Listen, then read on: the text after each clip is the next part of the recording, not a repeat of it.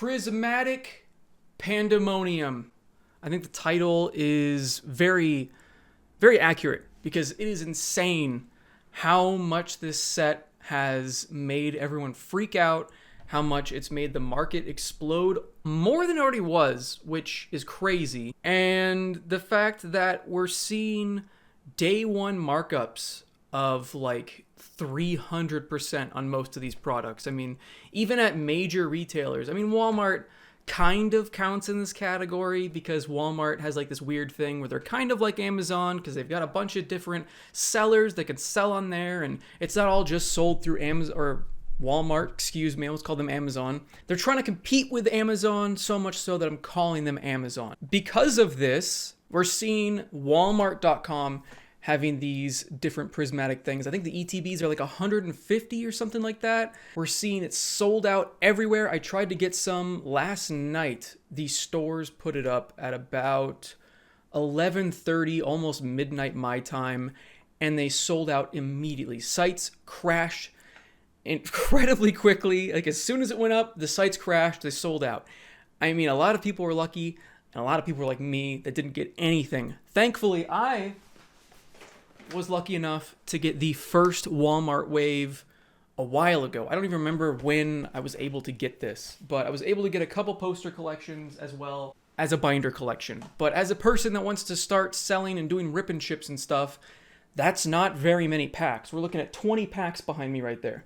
That's it. That's 20 booster packs. But people are freaking out. People are upset. And I completely understand why. A lot of people are blaming scalpers, and I get where they're coming from. I see it. They're very frustrating. We've seen this in any hobby that has a way of making money involved. We see those scummy people.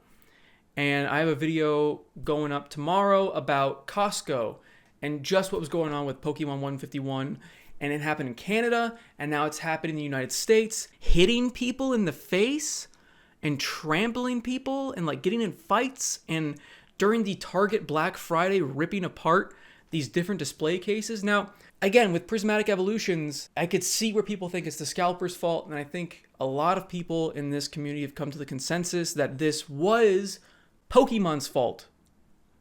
Pretty much, because they can print this however much they want. It's cardboard, for crying out loud. It is their fault that this is so underprinted so far, that I don't think they were ready for the popularity of Pokemon as it is right now, because I recently got back into it. I'm one of these people that have just gotten back into it. I'm part of the wave. I started playing TCG Pocket, and I was just having fun. It reminded me of when I was a kid again. I was like, oh my god, I haven't bought a Pokemon card since the like early 2000s when I was a wee lad, and it was fun. It was fun to open packs, even if digitally, and I'm seeing all these different Pokemon and Pokemon TCG that I recognize. Most of these Pokemon I remember from my childhood. Oh my god, where was I going with this? I just started going. The point is, a lot of people, including myself, are new to re-entering the hobby. We're new into Pokemon again.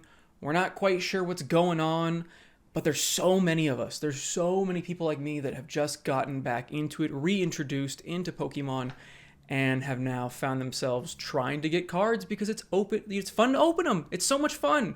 I love opening booster packs.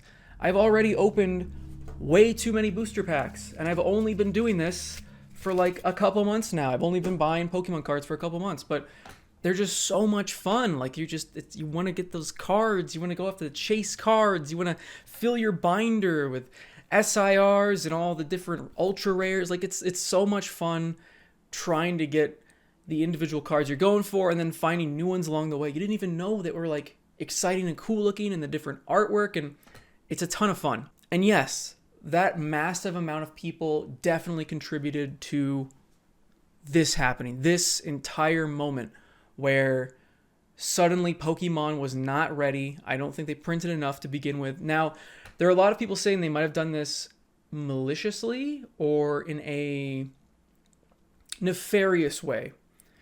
I wouldn't say maliciously, but in a nefarious way to drive up FOMO to get people to want to buy Pokemon more. Now, that's a genius marketing move if that's what they're doing. But they did announce a reprint for Prismatic, and that's great. That's wonderful. But the problem is Prismatic is not a normal set.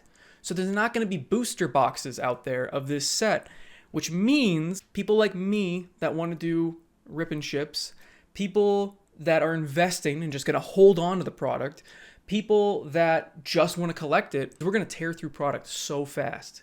The investors are going to want to hold on to those booster bundles, so those are out of the picture. We don't even get those influx of booster packs in the market. We're just going to have the like poster collection and binder collections, and people aren't going to keep buying the binder collection because you're paying, I guess it's like 5 booster packs for $30, so you're basically getting a binder for free, but you're spending $5 a pack, and people really want to get those pack, prices as low as possible, especially if you're going after a certain card.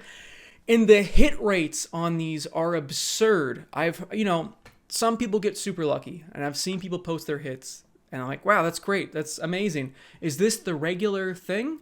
And then I see other people that are opening a stupid amount of booster packs because they either were lucky or they pre-ordered ahead of time, or they're a business, and that's what they do is open stuff, and the hit rates are shockingly low. So that means that people are going to keep churning through this product. We're never going to see this massive influx of booster packs into the market because booster packs don't exist for this product. So we're not going to see giant just chunks of 36 packs entering. Nope, 6 at a time, just 6 at a time. That's all, or 5.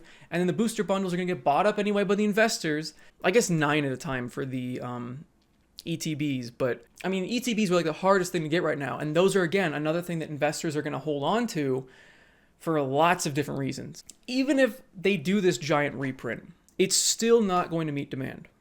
And also, right now, because there's no booster boxes, people that are selling these things and they're trying to sell the product, or they already pre-ordered the product a lot and they have to make up for it. Pokey is opening cases of ETBs for the booster packs. That's it. He could make a lot more money just selling the ETBs by themselves right now, but he has to open those booster packs and ship those to the people that already pre-ordered individual booster packs because he didn't get enough.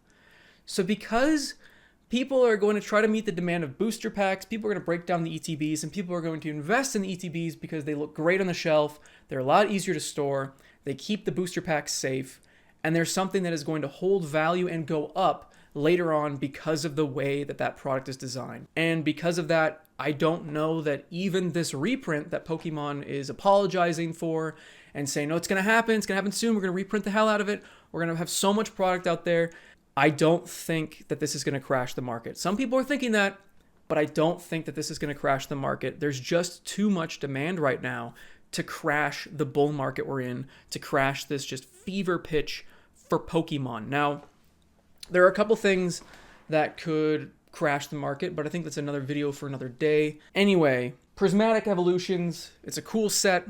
I like it. Is it overhyped?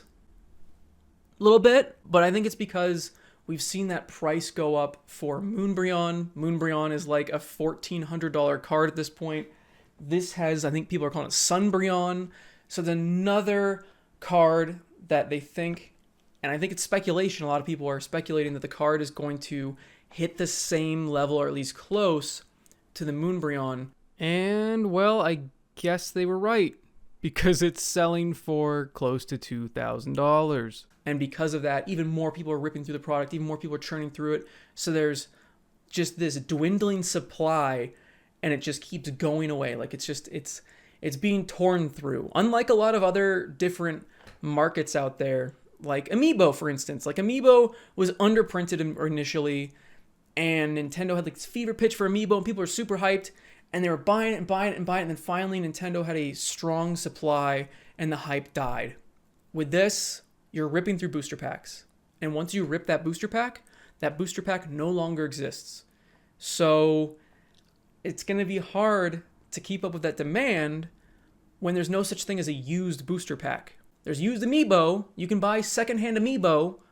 You can buy opened Amiibo. But with booster packs, once it's open, it's gone. It's done. It's off the market. It's just a crazy time. It is honestly a fun time to rejoin the hobby because there is so much hype, because there is so much like intense excitement that it's frustrating that this is all I could get. It's frustrating I couldn't get an ETB. I really wanted one just for my collection. And it's frustrating for a lot of people that are just trying to collect the set. But at the same time, it is fun to just be a part of the hype. And this isn't something that is going to be a forever thing. That we're not going to see this hype forever. I'm sure people are going to burn out for one reason or another.